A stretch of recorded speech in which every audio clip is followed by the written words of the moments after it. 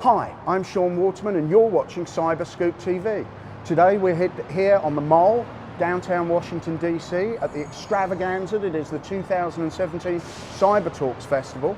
And I'm joined by Barrie Carson, who's the Director of Solution Engineering at Sailpoint. Hey Barrie. Hey Shaun. Thanks for coming by. My pleasure. So we've seen a lot of breaches this year, I mean every year, but you know, Equifax in particular, huge.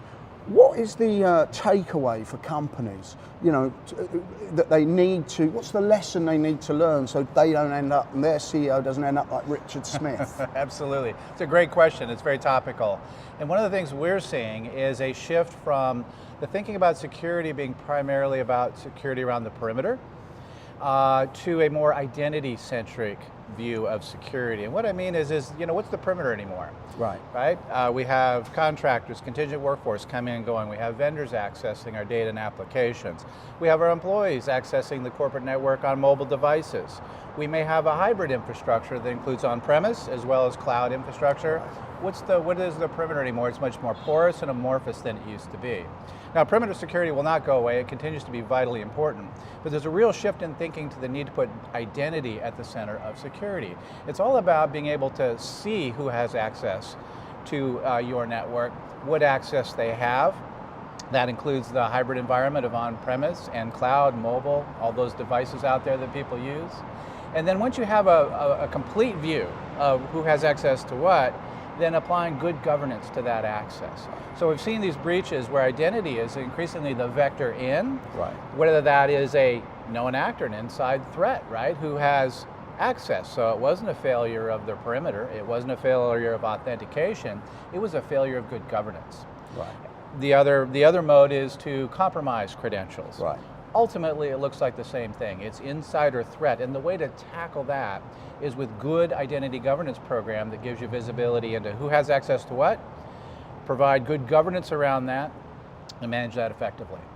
So would that help organizations move from a reactive approach to a proactive one? What else do companies need to do in order to get off the back foot and onto the front foot? Absolutely. So all the things in terms of reacting to these issues, the detective controls, the forensics is all still very relevant. But increasingly you need to move your investment and your efforts to a more proactive approach. That would include preventive controls. So at the point of a request for access, to ensure that the policies and the risk associated with that access are evaluated. It's an example of a great preventive control. So just prevent the issue before it's even raised in the organization. Another example is reviews of access, periodic reviews of access. Most organizations do some level of that, but mostly they're ineffective, and mostly they don't take a risk view approach to that. Meaning you want to be able to identify your high-risk access and act on that more effectively and more frequently, instead of relying on an annual review of access to critical data or critical applications, to go ahead and do that on a monthly basis. And also to be able to initiate that kind of process when things change in the organization.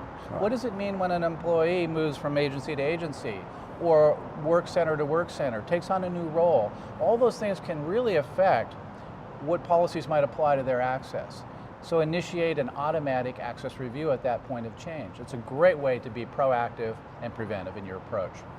One issue that a lot of organizations have is workforce. You know, it's tough to recruit and retain cybersecurity professionals. There's a lot of demand for people. What's your advice on how to best do that? Well, my advice is really to take a piece of what I work in on a day-to-day basis. My organization has a clear mission, and it's an invigorating, exciting mission. It really is to implement security to protect all of us, agencies, us as individuals. And so connecting to that mission, making that vital and mission critical to the organization, making security not just a cost center or something that's a pain, but really critical to that mission, embracing that, making it part of the value of the organization. I think people are drawn to that. People want to work for organizations that value security, that protect information, and that create great opportunities for people in the cybersecurity field. Well, thanks very much, Barrie. One last question. Can you give us some good news? I mean, we get a lot of bad news in cyber, but have you got a data point that makes you feel a little more cheerful? Well, I actually think there's a number of things that make me more cheerful. Oh, First good. off, this is a challenging area, but all that means is it's ripe for innovation. It's ripe for creative thinkers. It's ripe for aggressive, innovative action. To me, that's exciting.